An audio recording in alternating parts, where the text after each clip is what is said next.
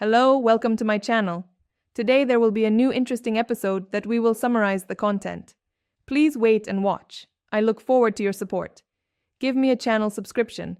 I sincerely thank you. The speaker discusses their Sunday morning rituals and their experiences with pro football. They mention the early start of the game and the excitement of spending time in London. They also discuss their gambling habits and the Baltimore-Detroit football game. The conversation then shifts to the funeral of Larry Simpson, who is believed to be dead. The speaker expresses his admiration for his friend, Lise, who is bearing Paul. He also mentions his admiration for his best friend, Eunice, who was a beloved pillar of the community. Larry's mother, Iris Dalrymple, shares her fond memories of Larry's friends at Moe's Tavern. She mentions that Larry always talked about his best friends and the fellows at Moe's Tavern, and she wishes they could come up and share fond memories of him. The conversation ends with the speaker discussing Larry's love of fishing, which they both find to be a source of inspiration. They also mention the lake they went to, Lake Fish, which was full of fish. The speaker concludes by asking who always caught the biggest fish, a question that is not answered in the text. In summary, the text highlights the importance of family and friendship in the lives of the characters, as well as the significance of the funeral and the shared memories of Larry Simpson. Larry, a man who never took the time to get to know his friend, Barney, is mentioned as a selfish jerk by Marge. He died unloved in a bar, leaving all the lonely barflies forgotten by their friends.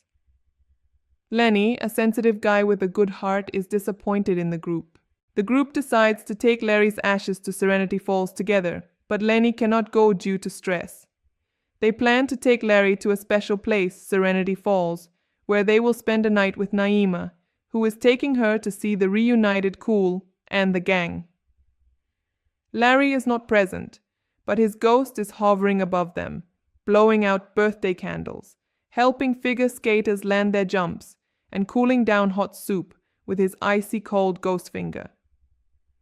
Lenny and Lenny are reminded that when you die, your soul becomes cosmic energy, until your consciousness is reborn as a creature that befits your metaphysical station.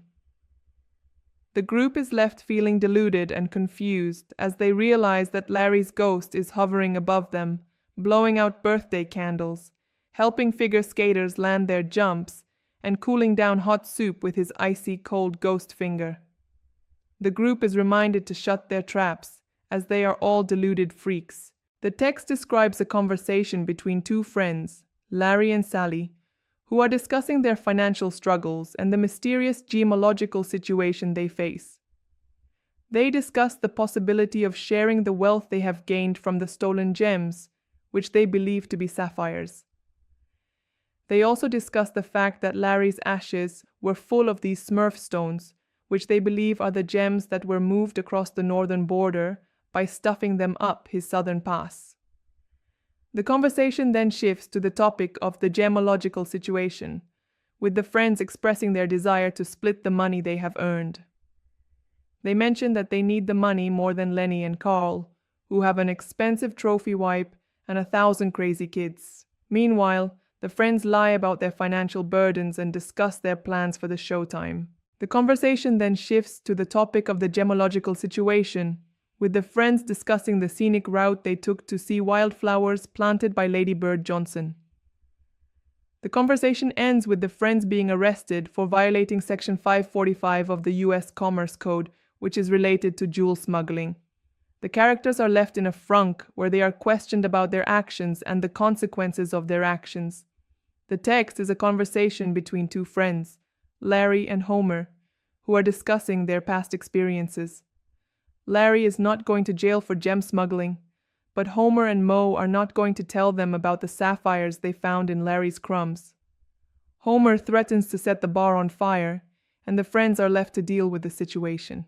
Homer mentions that they were victims of an A1 screw job, and they were the ones who took Larry's last haul. Mickey, the boss, is concerned about the nicknames they have been given and wants to let them go. He also asks Mickey to pick up Connie at the airport to Bruno Wifebanger. The friends are concerned about the possibility of being ghosts or a void, and they are determined to escape. They agree to jump out at the exact same time as Larry, as they must find out what the afterlife is together. They agree to jump on 3, 1, 2, 3, go, 1, 2, 3, go. Larry saves their life, and they are now at Serenity Falls, Larry's special place. The trip they took apart and then returned together with a deeper bond was for nothing. Larry believes he knows where Larry really wanted them to take his death dust and bone chunks. Larry welcomes them home and enjoys his special place, but they regret losing the sapphires. The mystery surrounding the sapphires remains, and the friends continue to discuss their past experiences. Thank you for watching the video. Hope to see you again in the next videos. If you find it interesting, please give me a like, subscribe to the channel and share. Thanks. See you in the next video.